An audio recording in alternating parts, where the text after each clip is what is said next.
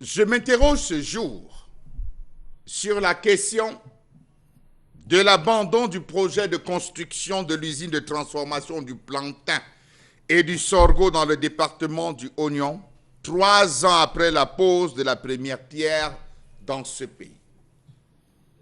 Piloté par Sapidakam, un partenaire avec le Fonds de garantie d'aide sociale FOGAS, établissement de microfinance de première catégorie, et la firme agro-industrielle espagnole Tomsa, ce projet estimé à 170 milliards de francs CFA ambitionnait mettre en place des champs clés en main sur 3000 hectares dans lesquels devraient sortir annuellement 500 000 tonnes de bananes plantes.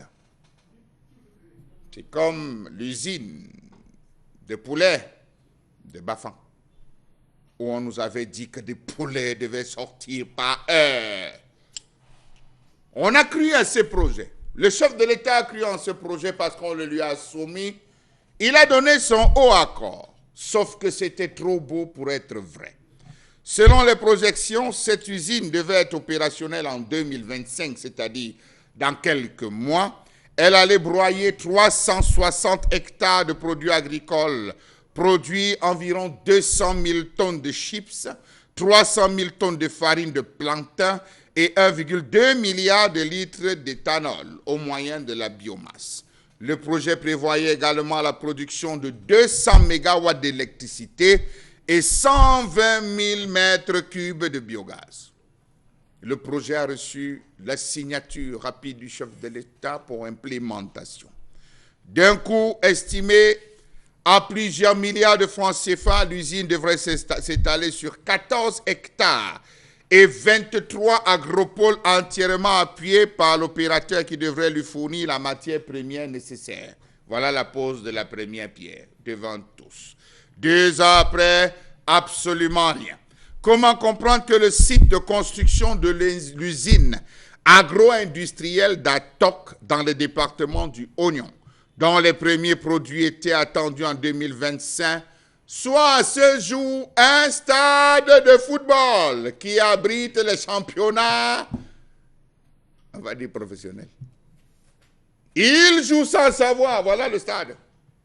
C'est là où on joue désormais, sur le site de l'usine. On joue le football. Comment comprendre les accusations portées par le président directeur général de cette usine virtuelle qui déplorait dans un courrier adressé au Premier ministre les lenteurs administratives relatives à la signature des autorisations d'entrée des fonds dont le financement sont disponibles depuis 2022. Qui a-t-on fait mentir? Que se passe-t-il véritablement dans ce pays?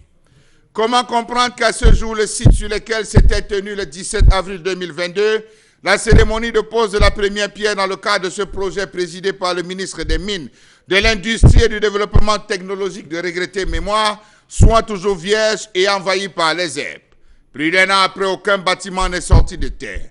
Comment comprendre qu'un tel projet soit porté à l'attention du chef de l'État à l'absence véritable d'un projet ou d'une étude d'impact environnemental et social, en occultant que ce projet industriel sera implanté dans une zone de subsistance de moins de 5 km, que la réglementation en matière de gestion domaniale réserve aux riverains du village? On se retrouve donc à ceci que, dans la zone d'Atok, on a créé des ZIC, en demandant à ces pauvres agriculteurs, cultivateurs, paysans, de faire des champs de plantain. C'est environ sur 5 km. Sur ces 5 km, ces petits gîtes vont produire le plantain qui sera récolté et récupéré par les porteurs de ce projet pour une transformation. C'est comme l'usine de Bafang. On va lancer l'usine de poulet de Bafang. Sauf que dans tout le Onkam et l'Ouest, la quantité d'éleveurs, d'aviculteurs ne peut pas produire, ne peut pas donner la somme qu'ils avaient menti au chef de l'État. Revenant sur la question des agropoles, on cherchait dans le département du Ndé 3000 hectares pour lancer un agropole. Plusieurs chefs se sont prêtés à ce jeu. On est allé dans le département du Mbam.